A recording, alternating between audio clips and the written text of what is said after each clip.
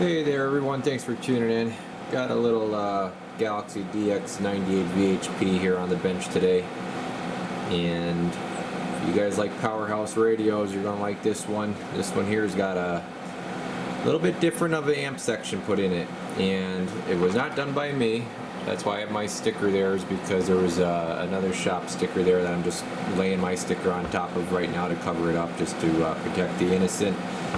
And what we got going on here is a 2879 conversion done on this. So as you guys know, the 98 VHPs normally come with 8 MOSFETs. So now this has 4 2879 Toshibas, and this thing is really an awesome radio right now. So let's just get into it here, and I'll show you the little tune-up and alignment report. This is just going to be a quick little video here for the customer, showing what's going on. He, like I said, had this done at another place. I just basically did the tune and alignment portion of it and checked everything out, make sure everything's good and where he wants it, and get it set up properly. So we actually got a 250 watt slug in the bird today, and we got the LP going. So let's just check our carrier levels here and turn our power all the way down, mic gain off. Let's just check carrier all the way down and check it all the way up real quick here. So really appreciate all you guys clicking on the video and taking the time to check in here and watch this kind of stuff. So really means a lot to see the support. And there you go, all the way up about 80. So you saw all the way down was about 25. We'll go back down again. Yeah, 25 to 80. So nice little range there. Alright, let's turn the mic gain all the way up. Put the power all the way up, and we'll check out some peak power levels. Here's going to be the peak in the blue, there and there. Average right here in the red, average over there in the bird. Audio, 1, 2, 3, 4, 5. Audio, 1, 2, 3, 4, 5. So again, I'm a little over 500 out of her, and I believe, let's see the average there, about 120 something average on a whistle. Hello, 1, 2, 3, 4, 5. Oh yeah. Okay. So let's just check out what it's doing on the scope, or let me show you all the way down power from the swing. Show you what it's swinging all the way down. Now we're all the way down, and it's still going to swing pretty good, just going to lose a little bit of average. Audio, 1, 2, 3, 4, 5. Yeah, you get about the same peak out of it. So either way, you're looking really good. And this thing is killer on the scope here. Just throw a tone into it. Alright. So look at that. That's sweet. That's all the way down. You see here, and I'll turn it all the way up. And look at that. Stays super linear, super nice and clean. I mean, that's talking about a 500 watt signal right there. So that's awesome. That's awesome. That's with the mic in all the way up there. So sweet. Yeah, this thing came out really good. Yeah, we're going to put a mic in it here to show you the over-the-air audio. Channel 20 over here on the George. Turn my volume up. Got the RF gain down a little bit because we got the high power going on here. Audio 1, 2, 3, 4, 5. Audio 1, 2, 3, 4, and 5. Yes, sir. That's with the SRA 198. And put some echo into it. I like a little bit of echo personally. 1, 2, 1, 1, 1, 2, 3, 4, 5. Oh yeah. Yep. Sounding real good. Okay, so now let's get her hooked up to the spectrum analyzer. Alright, I'll just show you here on, oh, I forgot to say too, I'm not running off my normal power box up here. I am still running at 14.4, but the wire that I have going to this box from the power supply, which runs around the side of the bench and everything, it has 8 gauge wire, and it's a long run, so I just wanted to do direct right off the power supply with this 6 gauge stuff that I have. So that's what I did there for the power. And okay, we got the high power radio, so we're actually having to go off the sampler. We can't go direct. So I took the sampler that normally goes into the scope, put it down here into the spectrum analyzer. Now that's a Bird 4275 coming out of there. If you look the specs up, it's 35 dB attenuation minimum to 80. I have it set to minimum.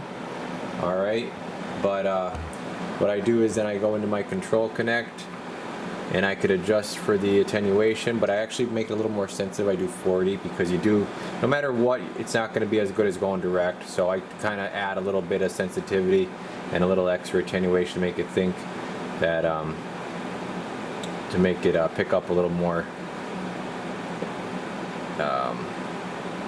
There we go. Alright, so show you here, carrier's all the way up. And yeah, hold on. One more cable here we gotta hook up. Yeah. Alright, there we go. Now I can show you. Here, get the mic. Alright. Oh, let me get off the monitor channel. I got the monitor radio on. Turn that off. I can see it. Nothing there. That's at 5. Go to 15. Just got a little bit of crap starting to pop up here. When you're talking a big radio here. So, and it's a Galaxy, but a lot cleaner than a MOSFET 98. That's for darn sure.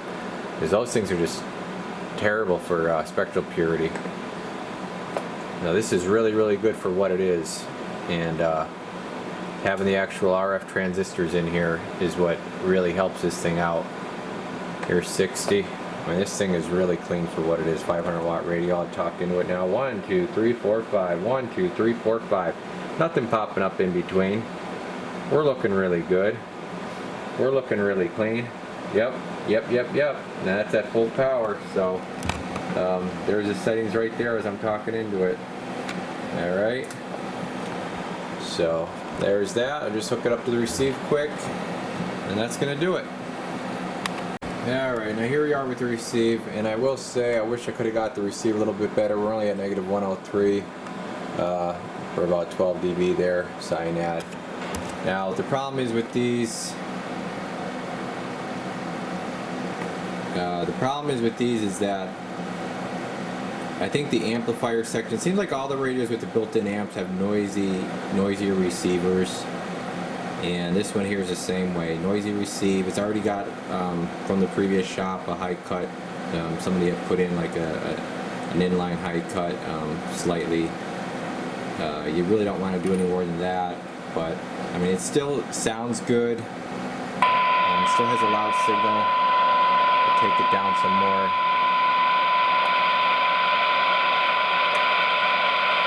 Then you really start hearing that white noise pour in. So unfortunately that's just the nature of the beast with these. If you are trying to pull in some weaker signals, you're going to have a harder time. Let me put it to sideband here for you. Turn that. I mean, sideband comes way up. Alright. Let me put it on the equipment here. And we'll just try to dial it in over here. So let's see, right about, yeah, I mean sidebands, yeah, I'm just looking at the numbers there jumping around, about 115, 114.6, so definitely a lot better on sideband, not as good on AM, but it is what it is. You know, that of course, also too, the better you ground this thing, the better it's going to be as far as noise. Grounding really helps these things, and you could still hear it very well. If I take it down, whoops, I'm on the wrong thing here, on frequency. There's like 120, 125. Okay, still hear it.